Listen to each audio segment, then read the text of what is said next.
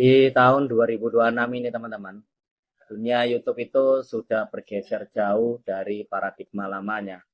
Yang dulu mereka itu mengejar tayangan dan tren semata. Nah sekarang fokus utamanya adalah membangun hubungan antara kita sebagai kreator dan penonton kita dengan kepercayaan sebagai dasar utama. Namun sebelum bisa membangun empire konten seperti yang kita bahas sebelumnya, langkah pertama yang paling utama adalah menentukan topik atau niche. Niche di sini, niche yang tidak hanya sesuai dengan apa yang dicari sama platform atau dicari sama penonton kita, tapi juga bisa mampu bertahan dengan seiringnya waktu.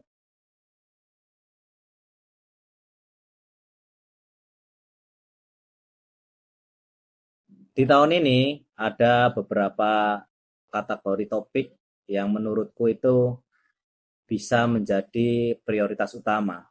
Apa sajakah topik-topik yang bisa menjadi prioritas utama? Kita bahas sekarang. Yang pertama, konten solutif dengan sentuhan personal. Penonton tidak lagi puas dengan informasi yang hanya sekedar ada. Mereka mencari jawaban atas masalah mereka yang disajikan dengan cerita dan pengalaman pribadi dengan langkah-langkah yang langsung kena ke mereka gitu. Contohnya apa? Contohnya adalah topik tentang kesehatan mental.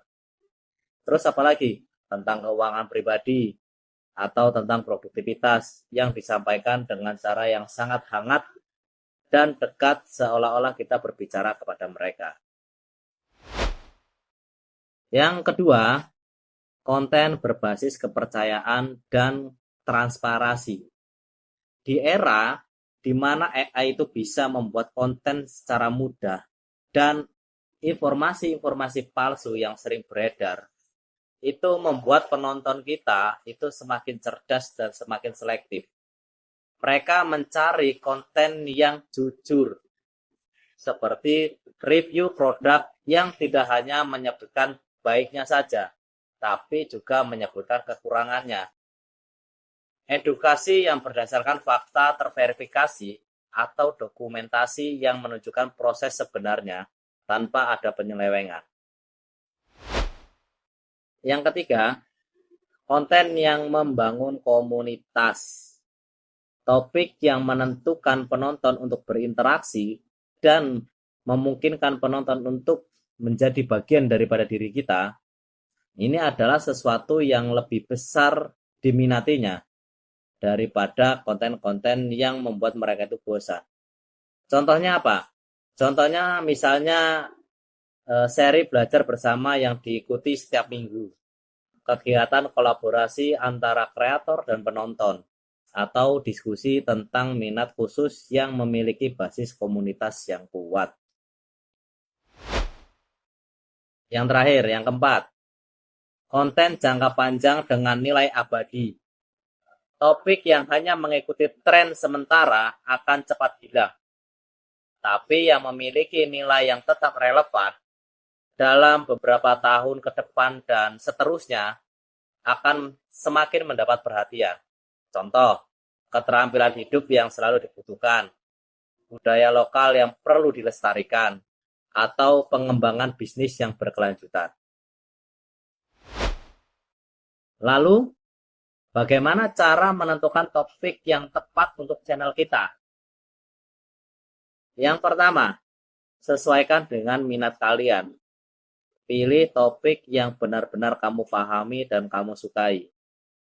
Karena konsistensi akan sulit dicapai kalau kalian tidak nyaman dengan apa yang kamu bahas.